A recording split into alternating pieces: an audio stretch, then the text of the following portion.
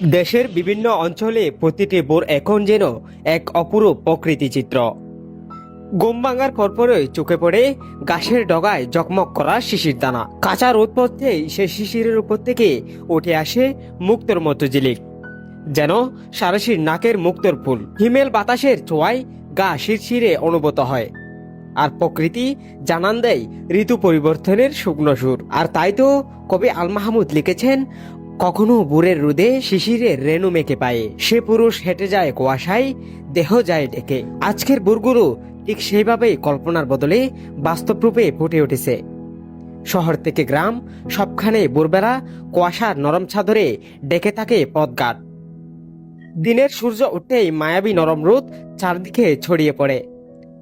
খাল বিলের পানি বর্ষা শেষে কমতে থাকায় বিভিন্ন প্রজাতির পাখির আনাগোনা বাড়ছে। কিচিরমিচিরে মুখর মাঠ জনপদ। গাছের পাতায় মাটির ধারে ধান কেটে পাখিদের প্রাণবন্ত উপস্থিতি প্রকৃতিকে করে তুলছে আরো জীবন্ত। ভোরের পথে কর্মজীবী মানুষের পদচারণা থামে না।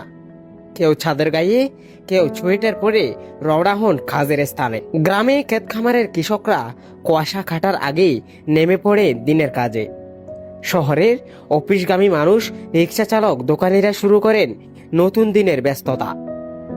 কুয়াশার ঘনত্ব চোখে মুখে ধূসর ছোঁয়া আনলেও এর মধ্যেই রয়েছে এক নিজস্ব নান্দনিকতা। শীতের সকালের পিঠাপুলির আমেজে জমে ওঠে জনপদ। শীতের ভোর মানেই পাড়ায় পাড়ায় পিঠাপুলির গ্রান। গ্রামের বাড়ির উঠোনে বসে চলছে তোয়া ওটা চোলায় পিঠা বানানোর আয়োজন। চিতই বাপা, পাটিসাপটা, চাকচিক্কি, নারিকেল গুড়ের সুগন্ধে মুখর হয়ে ওঠে সকাল। গরম বাপা পিঠা গুড় দিয়ে খাওয়ার আনন্দ যেন শীতের সকালকে আরো প্রাণময় করে তোলে। পিঠার দোকানে আড্ডা, হাসি ঠাট্টা আর গরম চায়ের কাপে কাপে জমে ওঠে মানুষের ভোরবেলার মিলন মেলা। কুয়াশার হিমেল বাতাস, শিশিরের ভেজা পথ, পাখিদের ডাক, মানুষের কর্মব্যস্ততা আর সঙ্গে শীতার পিঠাপুলির উষ্ণ আমেজ, সব মিলিয়ে বাংলাদেশের শহর ও গ্রামের সকালগুলো এখন এক সম্পূর্ণ ভিন্ন অনুভূতি নিয়ে হাজির হচ্ছে প্রতিদিন। শরীফ মাহমুদ, প্রতিদিনের কাগজ।